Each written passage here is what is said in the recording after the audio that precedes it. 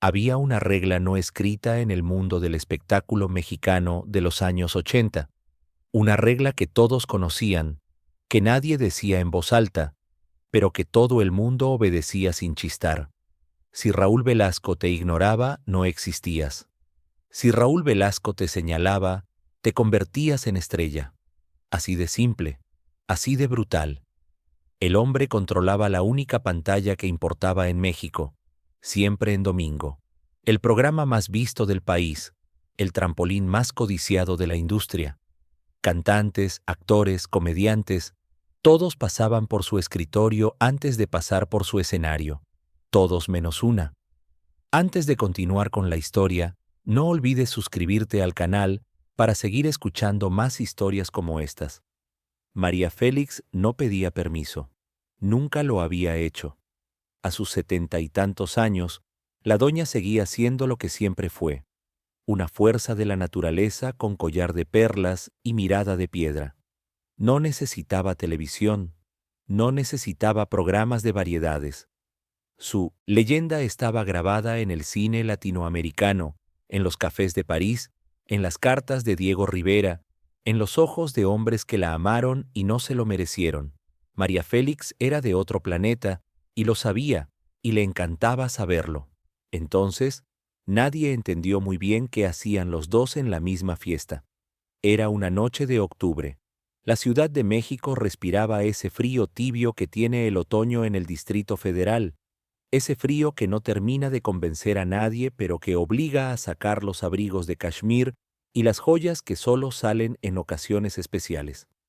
La fiesta era en una residencia de las Lomas, una de esas mansiones que por fuera parecen discretas y por dentro te recuerdan exactamente quién tiene dinero y quién solo aparenta tenerlo.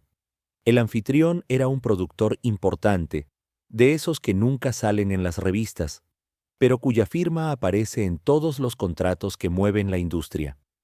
La lista de invitados era lo que en aquella época se llamaba la crema.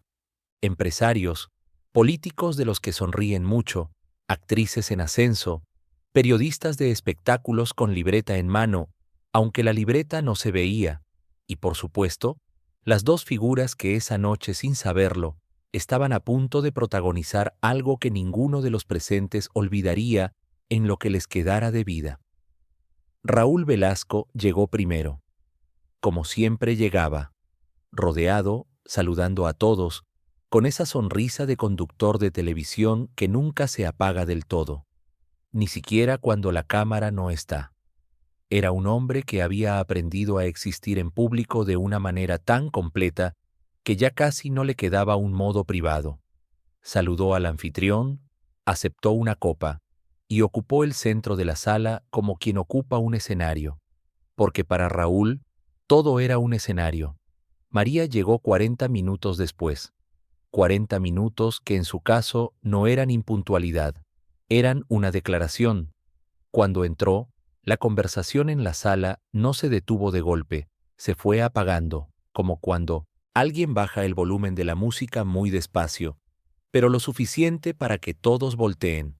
Llevaba un vestido negro, pocas joyas, pero las correctas, y caminaba con esa cadencia particular que tenía, lenta y segura, como si el suelo que pisaba tuviera el privilegio de sostenerla. Raúl Velasco la vio entrar, y algo cruzó por su cara, algo que los que estaban cerca describieron de maneras distintas años después. Algunos dijeron que fue admiración, otros dijeron que fue incomodidad. Uno, el más honesto de todos, dijo que fue miedo, el tipo de miedo que siente un hombre acostumbrado a tener el control cuando entra al cuarto alguien que no le va a dar ninguno. Esa noche todavía no había pasado nada, pero la noche apenas empezaba. Los primeros minutos después de la llegada de María transcurrieron con la normalidad artificial que caracteriza a las fiestas donde hay demasiado ego en un solo cuarto. Todos querían acercarse a ella, pero nadie quería ser el primero en hacerlo y parecer desesperado. Ese juego ridículo que practica la gente importante. Fingir que no le importa lo que más le importa. María lo sabía. Siempre lo sabía. Aceptó una copa de champaña, saludó al anfitrión con esa cortesía suya que era elegante pero medida, exactamente tan afectuosa como ella decidía ser, y ni un milímetro más, y se instaló cerca de la terraza con 2 o 3 personas de su círculo, gente que llevaba años orbitando alrededor de ella y que había aprendido que el mejor lugar del mundo era ese, cerca de la doña, pero sin estorbarle. Raúl Velasco se movía al otro lado de la sala, hablaba, reía, gesticulaba. Era el tipo de presencia que llena los espacios, que se expande, que necesita ser vista y escuchada para sentirse real. Y esa noche había algo distinto en él, algo que quienes lo conocían bien notaron, pero no supieron nombrar en el momento. Una especie de electricidad, de inquietud, como si tuviera algo guardado que quería soltar y estuviera esperando el momento. El momento llegó alrededor de la medianoche. El anfitrión, con la torpeza bien intencionada de los que quieren que su fiesta sea memorable, decidió juntar a los dos. Se acercó primero a María, le dijo algo al oído, y María lo miró con esa expresión suya que no era una sonrisa, pero tampoco era un rechazo. Luego el anfitrión cruzó la sala, habló con Raúl, y Raúl asintió con la seguridad de quien nunca duda de que es bienvenido en cualquier conversación. Se encontraron en el centro de la sala, literalmente en el centro, como si el espacio se hubiera acomodado para ellos. Los que estaban cerca dejaron de hablar, los que estaban lejos se acercaron sin que nadie los llamara. Hay momentos en una fiesta que se vuelven imán, y este era uno de esos. Raúl extendió la mano. María la tomó. Se saludaron con la cortesía protocolar de 2 personas que saben que están siendo observadas y que han pasado suficiente tiempo frente a una cámara para saber exactamente qué cara poner. «¿Cómo está usted, María?», dijo Raúl, con ese tono suyo de conductor, amable, pero con una capa de algo debajo, algo que si no lo conocías podría pasar por calidez. Si lo conocías, sabías que era otra cosa. «Como siempre», respondió María. «Mejor que ayer y peor que mañana». Algunas personas rieron. Era el tipo de respuesta que solo María podía dar, ingeniosa, distante, absolutamente inaccesible. Raúl sonrió, una sonrisa que no llegó del todo a los ojos. «Qué bueno que vino esta noche», dijo. «Tenía ganas de verla. He estado pensando en usted». María lo miró. Un segundo apenas. Pero un segundo de María Félix mirándote directamente era suficiente para que te recorrieras el inventario completo de todo lo que habías hecho mal en tu vida. «Eso me pasa a mí con mucha gente», respondió. «Piensan en mí. Yo no siempre pienso en ellos». El grupo que los rodeaba contuvo la respiración. Era una respuesta perfectamente ambigua. Podía ser un chiste o podía ser un golpe limpio, dependía de quién la recibía. Y Raúl la recibió de pie, con esa sonrisa que no se movió, aunque algo detrás de ella sí se movió. Fue ahí cuando dijo lo que dijo, lo que cambió el tono de toda la noche, lo que nadie esperaba, aunque después todos dijeron que lo habían visto venir. Raúl Velasco era un hombre inteligente. Eso nadie lo discutía. Había construido un imperio de entretenimiento con una combinación de olfato, trabajo y una comprensión muy precisa de cómo funcionaba el poder en México, quién lo tenía, quién lo quería, y cómo usarlo sin que pareciera que lo estabas usando. Durante décadas había manejado ese poder con una habilidad que rozaba el arte. Sabía cuándo empujar y cuándo ceder. Sabía cuándo el silencio era más efectivo que las palabras. Sabía casi todo sobre cómo manejar a la gente. Casi todo. Porque lo que dijo esa noche no fue inteligente. Fue otra cosa. Fue el tipo de comentario que hacen los hombres acostumbrados a que nadie los contradiga cuando de pronto sienten que alguien no les está dando la deferencia que creen merecer.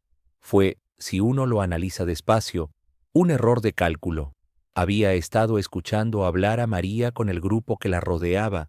Ella contaba algo sobre una experiencia en Europa, una cena en Roma, una anécdota con un director de cine italiano, cuyo nombre bastaba para silenciar cualquier sala. Lo contaba con esa manera suya de narrar sin apuro, sin buscar la aprobación de nadie, segura de que lo que decía valía la pena ser escuchado, porque todo lo que ella decía valía la pena ser escuchado, y punto. Y Raúl, en algún momento de esa narración, decidió interrumpir. No fue una interrupción grosera, fue peor. Fue una interrupción disfrazada de elogio. «Qué interesante», dijo, con el tono de quien está a punto de agregar algo que en su cabeza suena generoso. «Usted sí que ha sabido mantenerse relevante todos estos años. Es admirable. No cualquier figura de su generación lo logra». Silencio. No el silencio de antes, ese silencio expectante de fiesta. Este era otro tipo de silencio. El silencio que se produce cuando una frase aterriza y todos los presentes están procesando simultáneamente lo que acaban de escuchar. Mantenerse relevante. De su generación. Dos frases que juntas construían algo muy específico. La imagen de una mujer que había tenido su momento, que pertenecía al pasado y que estaba haciendo un esfuerzo meritorio por seguir siendo recordada. Un elogio que en realidad era una reducción. Un cumplido que en realidad era una forma de poner a alguien en su lugar. O al menos, así era como Raúl Velasco ponía a la gente en su lugar cuando quería hacerlo con guante de seda. El problema era que María Félix no usaba guantes. Lo miró. Esta vez el silencio fue de ella, calculado y perfectamente dosificado. 2 segundos. 3. Lo suficientes para que Raúl y todos los demás supieran que lo que venía a continuación no iba a ser un agradecimiento. «Relevante», repitió María, la palabra sola, flotando en el aire, como si la estuviera examinando. Hizo una pausa muy breve. «Qué palabra tan curiosa la que usted eligió. Relevante es lo que necesita ser alguien a quien la gente puede olvidar. Yo nunca he tenido ese problema». La frase de María quedó en el aire de esa sala como el humo de un cigarro caro, lento, visible, imposible de ignorar. Nadie rió, nadie habló. El grupo que los rodeaba hizo esa cosa que hace la gente cuando presencia algo que no sabe si es un duelo o una conversación: quedarse completamente quieto para no interrumpir ninguna de las dos cosas. Raúl Velasco sonrió. Y esta vez la sonrisa fue diferente. No era la sonrisa del conductor de televisión, ni la del hombre que saluda en las fiestas. Era algo más honesto que todo eso, y precisamente por eso más peligroso. Era la sonrisa de alguien que acaba de decidir que ya no le importa disimular. «Tiene razón», dijo. «Usted nunca ha necesitado que nadie la recuerde. Todo el mundo la recuerda solo». Hizo una pausa. «El problema», continuó, y aquí bajó un poco la voz, lo justo para que el círculo cercano escuchara, pero no más allá, «es que recordar no es lo mismo que seguir importando. México ha cambiado, María. La televisión llegó, el cine cambió, la gente quiere otras cosas. Los ídolos de antes son historia, y la historia es hermosa, pero nadie la ve en horario estelar. Fue un golpe limpio, directo, sin el disfraz del cumplido esta vez, y la verdad incómoda que nadie en esa sala quería reconocer, era que Raúl no estaba completamente equivocado. El México de finales de los 80 era su México. La televisión era su territorio. Siempre en domingo convocaba a millones de familias cada semana. Raúl Velasco era contemporáneo, era masivo, era el presente. María Félix era algo más grande que el presente, pero el presente a veces no sabe reconocer lo que lo supera. Ella lo escuchó hasta el final, sin interrumpir, sin cambiar la expresión. Cuando él terminó, María llevó la copa de champaña a sus labios, bebió despacio y la depositó sobre la mesa de una manera tan tranquila que ese gesto solo, esa calma absoluta, fue más elocuente que cualquier respuesta que pudiera haber dado. Luego lo miró. «Raúl», dijo, y fue la primera vez en toda la noche que lo llamó por su nombre. No, señor Velasco, no un pronombre vago, su nombre, como se le habla a alguien cuando ya no hay formalidades que proteger. Usted lleva muchos años decidiendo quién importa en este país. Lo ha hecho bien, nadie se lo discute. Pero hay una diferencia muy grande entre el hombre que enciende la luz y la luz misma. Usted ha encendido muchas luces. Eso es un don y un trabajo y lo respeto. Pero confundir el interruptor con la electricidad, eso es un error que le cuesta caro a cualquiera. Alguien al fondo de la sala tosió, probablemente para tener algo que hacer con el cuerpo, porque la alternativa era quedarse paralizado. Raúl no respondió de inmediato. Y ese silencio suyo, ese hombre que tenía una respuesta para todo, que llevaba décadas sin quedarse sin palabras frente a una cámara o en una sala, ese silencio fue la primera señal de que algo había cambiado en el equilibrio de esa noche. Hay momentos en los que una conversación deja de ser una conversación y se convierte en otra cosa, en un espejo, en un juicio, en algo que los dos que participan saben que ya no es sobre lo que empezó siendo. Eso fue lo que pasó en esa sala de las Lomas, pasada la medianoche, con el hielo derritiéndose en los vasos y la música de fondo volviéndose de repente inoportuna. Raúl Velasco se quedó en silencio unos segundos que para él debieron sentirse como mucho más. Era un hombre que había entrenado su instinto durante 40 años de televisión en vivo, y ese instinto le decía algo que su ego todavía no quería aceptar, que había subestimado a la persona que tenía enfrente. No era la primera vez que alguien le respondía. En la televisión le respondían, en las entrevistas le cuestionaban, en los pasillos de Televisa le cuchicheaban a las espaldas.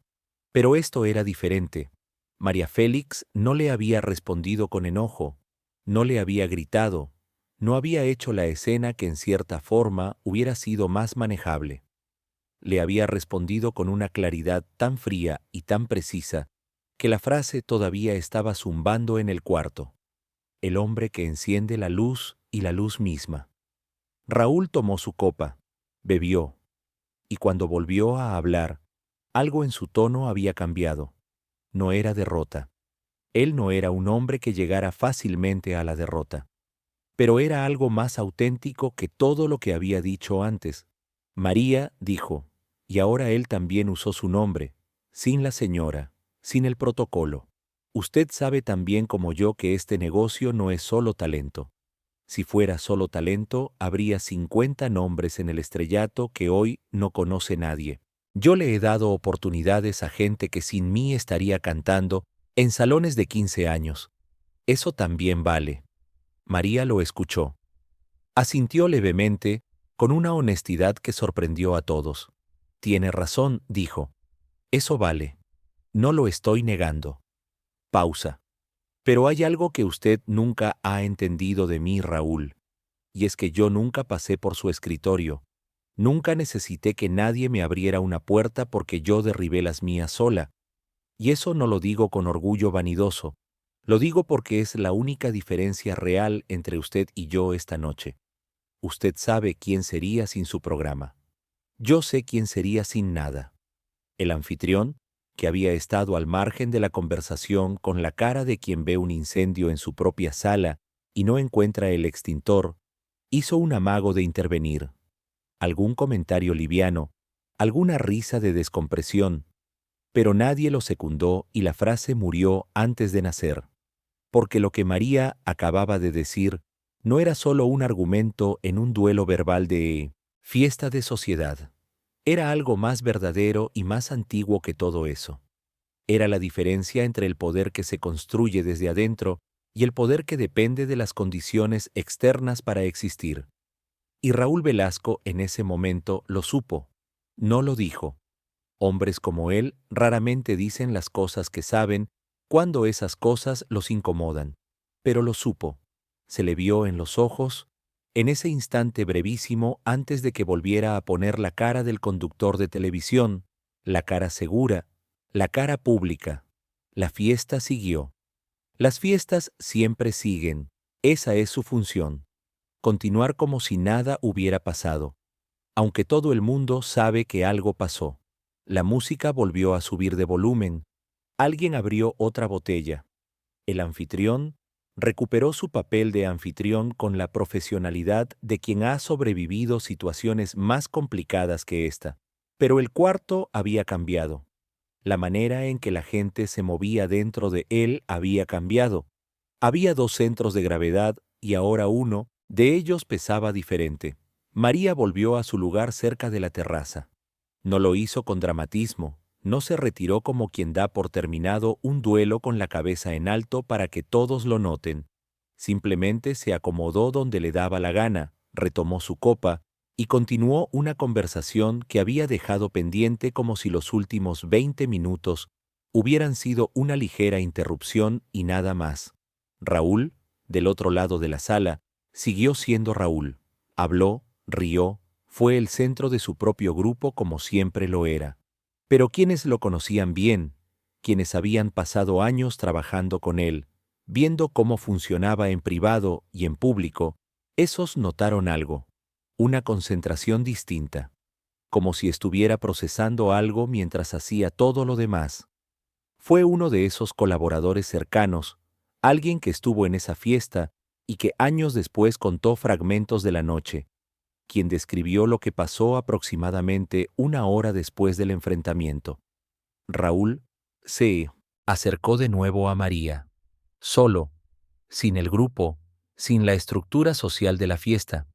Se acercó como se acerca alguien que tiene algo que decir y no quiere testigos. María lo vio venir. Por supuesto que lo vio. María siempre veía todo. Él se paró a su lado, mirando hacia la terraza, sin voltear a verla directamente, como si la conversación fuera con la noche y no con ella. Y dijo algo que nadie más escuchó con claridad. Las versiones varían. Algunos dicen que fue una disculpa, otros que fue una pregunta, otros que fue simplemente un comentario en voz muy baja que duró menos de un minuto. Lo que sí se sabe, porque varios lo vieron, aunque no lo escucharon, es la respuesta de María. Lo volteó a ver, lo miró de esa manera suya, directa, sin el peso del juicio, pero sin la ligereza de la indiferencia. Y le dijo algo, breve, unas pocas palabras, y luego hizo algo que nadie esperaba. Sonrió, no la sonrisa de actuación, no la sonrisa pública de María Félix que salía en las fotos de revista, una sonrisa más pequeña, más real, de esas que aparecen cuando algo genuinamente le parece a uno verdadero o incluso gracioso. Raúl asintió, una vez, y se fue. Nadie supo qué se dijeron, nadie lo sabe con certeza hasta hoy. Pero algo en esa segunda conversación, esa que no tuvo público, esa que no fue un duelo sino otra cosa, algo en ella cambió el tono de lo que quedaba de noche.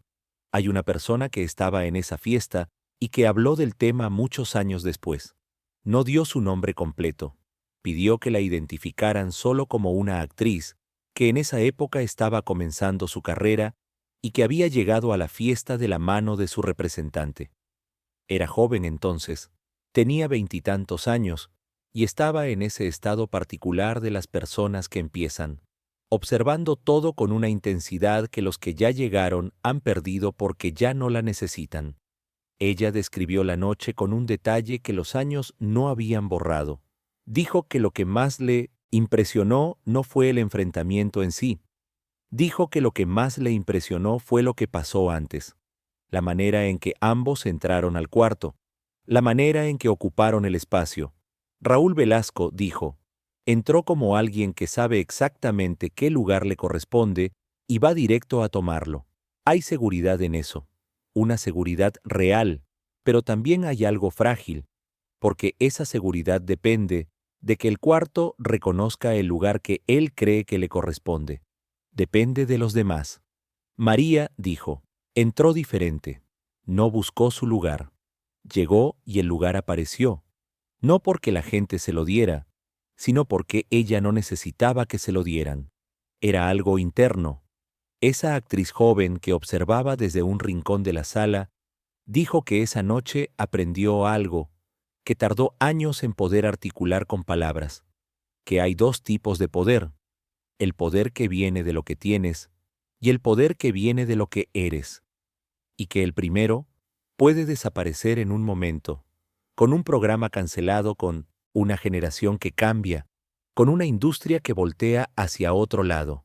El segundo no. El segundo se queda. Pero también dijo algo más, algo que equilibra esa historia y la hace más humana, menos fácil.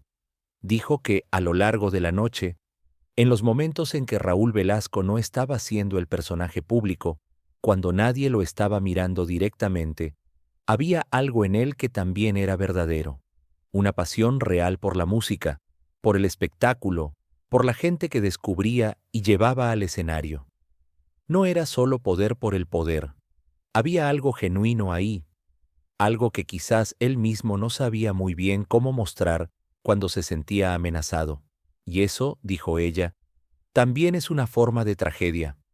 Ser alguien que hace cosas reales pero que cuando siente miedo, se convierte en la peor versión de sí mismo. La noche avanzó. La gente fue saliendo en pequeños grupos, con ese ritual de despedidas de fiesta que siempre dura más de lo que debería. María salió cerca de las 2 de la mañana, sola, sin apuro, sin mirar atrás. Lo que pasó en los días y semanas siguientes a esa fiesta es donde la historia se complica, donde los hechos se mezclan con los rumores de una manera tan natural que ya nadie puede separarlos del todo. La versión más extendida dice que Raúl Velasco, en algún momento después de esa noche, intentó contactar a María a través de intermediarios, no para otro enfrentamiento, para algo distinto. Algunos dicen que quería invitarla a Siempre en Domingo, una aparición especial, una conversación, el tipo de segmento que en aquella época paralizaba al país entero frente al televisor. La respuesta de María, según quienes dicen saberlo, fue breve y sin rodeos. Dijo que lo pensaría. Y no dijo más, lo que, en el lenguaje de María Félix, según todos los que la conocieron, significaba una de dos cosas: o genuinamente lo pensaría y en algún momento respondería, o era su manera educada de cerrar una puerta sin hacer el ruido, de cerrarla. Nadie sabe cuál de las dos fue. Lo que sí se sabe es que María Félix nunca apareció en Siempre en Domingo. No esa temporada, no las siguientes. Raúl Velasco siguió conduciendo su programa, siguiendo siendo el hombre más poderoso del entretenimiento mexicano por muchos años más, hasta que el tiempo y los cambios de la industria hicieron lo que siempre hace el tiempo: recordarle a todo el mundo que nada dura para siempre. Pero hay algo más en esta historia, algo que casi nadie menciona cuando la cuenta, quizás porque es la parte más incómoda, la que no cabe bien en la narrativa del duelo, donde hay un ganador claro y un perdedor claro. Hay testimonios, pocos, pero consistentes, de personas que trabajaron con Raúl Velasco en los años siguientes a esa noche, que dicen que él habló de María en privado más de una vez, no con rencor, sin el rencor que hubiera sido lo esperado, lo predecible, con algo más parecido al respeto, un respeto que quizás no habría tenido si esa noche no hubiera pasado. Uno de esos colaboradores recordó haberle escuchado decir, en el contexto de una conversación sobre artistas y egos y la industria del espectáculo, una frase que se quedó grabada porque venía de un hombre que no solía reconocer ese tipo de cosas. Dijo: hay gente que te enseña cosas sin proponérselo. A veces te las enseña de una manera que no te gusta, pero te las enseña. No mencionó a María por nombre. No tenía que hacerlo. María Félix murió en abril del 2002. Tenía 88 años. Murió en la Ciudad de México, en su casa, rodeada de las cosas que había elegido tener cerca, sin rendir cuentas a nadie, sin retractarse de nada, fiel hasta el último momento a esa versión de sí misma que había construido con una consistencia que pocas personas logran en una vida completa. Raúl Velasco murió en noviembre del mismo año. Tenía 72 años. murió también en México, también rodeado de personas que lo querían, también después de una vida entera entregada a algo en lo que creía profundamente. El mismo año. Los dos, con apenas unos meses de diferencia. Eso, para los que conocen la historia de esa noche en las lomas, tiene algo de conclusión que la vida pocas veces se toma el trabajo de escribir tan claramente. Pero antes de ese final, antes de los años que pasaron y de todas las cosas que pasaron en esos años, hubo algo más en esa historia de la fiesta, algo que la actriz joven que observaba desde el rincón mencionó casi al pasar, como si no estuviera segura de si valía la pena contarlo o si era demasiado pequeño para importar. Dijo que al final de la noche, cuando la fiesta ya se estaba disolviendo y quedaba poca gente, vio algo que no olvidó nunca. Raúl Velasco estaba solo por un momento, en un rincón de la sala, con una copa en la mano y la mirada perdida hacia algún lugar que no estaba en ese cuarto. No era la postura del conductor de televisión, no era la postura del hombre poderoso, era la postura de alguien que está pensando en algo que le pesa. Y María Félix, que estaba despidiéndose del anfitrión, lo vio. Lo miró por un momento. Él no se dio cuenta, estaba demasiado dentro de su propio pensamiento. Y María, según esta testigo, hizo algo inesperado, algo que no encajaba con la imagen de la doña invencible, con la mujer de la frase perfecta y la mirada de piedra. Lo miró con algo parecido a la comprensión, no a la lástima, que era algo que María Félix no practicaba con nadie. Comprensión, como quien reconoce en otro algo que también conoce desde adentro. La soledad que viene con ser siempre el personaje. El cansancio de nunca poder bajar la guardia. Un segundo, dos, y luego se fue, sin decir nada, sin que él lo supiera. Entonces, ¿qué pasó realmente esa noche en las lomas? Depende de a quién le preguntes. Depende de qué parte de la historia te quedaste y con qué lente la miras. Si buscas un duelo, tienes un duelo. 2. Egos enormes. Dos maneras opuestas de entender el poder. Una sala llena de testigos y frases que todavía resuenan décadas después. Si buscas algo más complejo, también está ahí. Está el hombre que pasó su vida construyendo un umpire sobre su capacidad de elegir a los demás, y que esa noche se encontró con alguien que nunca necesitó ser elegida.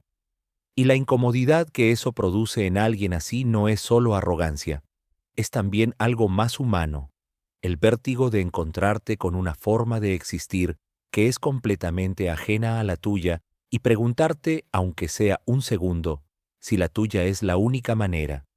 Y está la mujer que nunca pidió permiso, que construyó su leyenda con una consistencia feroz, que esa noche ganó el duelo verbal sin ninguna duda, pero que también, en un momento que casi nadie vio, miró a ese hombre solo en su rincón y lo entendió. No lo perdonó, no le dio la razón, no cambió nada de lo que había dicho, simplemente lo entendió, y eso, viniendo de María Félix, era su propia forma de generosidad. Lo que esa noche dejó no fue una victoria ni una derrota. Fue una pregunta, la misma pregunta que sigue siendo válida hoy, en cualquier industria, en cualquier cuarto donde haya personas con poder y personas con talento y la negociación constante entre los dos. ¿Qué vale más, el poder de decidir quién brilla o ser la luz que no necesita que nadie la encienda? No hay una respuesta única, y probablemente esa sea la respuesta. Raúl Velasco le dio a México décadas de entretenimiento, de estrellas que sin él no habrían llegado a donde llegaron, de domingos en familia alrededor del televisor, que para millones de personas son parte de los mejores recuerdos de su infancia. Eso es real, eso importa, eso no desaparece por una noche en una fiesta. María Félix le dio a México y al mundo una imagen de mujer que en su época era casi revolucionaria, alguien que no pedía permiso, que no necesitaba ser rescatada, que elegía en 1600 lugar de esperar ser elegida. Eso también es real, eso también importa. Los dos existieron, los dos importaron. Y los dos, cada uno a su manera, cargaron con el peso de ser siempre el personaje, de no poder darse el lujo de ser ordinarios, de vivir dentro de la leyenda que construyeron hasta que la leyenda y la persona ya no se distinguían. Dicen que en ciertas fiestas de la Ciudad de México, cuando la conversación se pone buena y la gente que vivió esa época empieza a recordar, alguien siempre saca la historia de esa noche en las lomas, y cada quien la cuenta un poco diferente. Cada quien recuerda la parte que le dice algo sobre lo que cree. Eso también es una forma de leyenda. Y las leyendas, como las buenas canciones, como los grandes personajes, no necesitan que nadie las encienda. Simplemente siguen ardiendo. ¿Conoces a alguien que nunca necesitó el permiso de nadie para ser quien era? Cuéntalo en los comentarios. Y si esta historia te hizo pensar en algo, ya sabes qué hacer.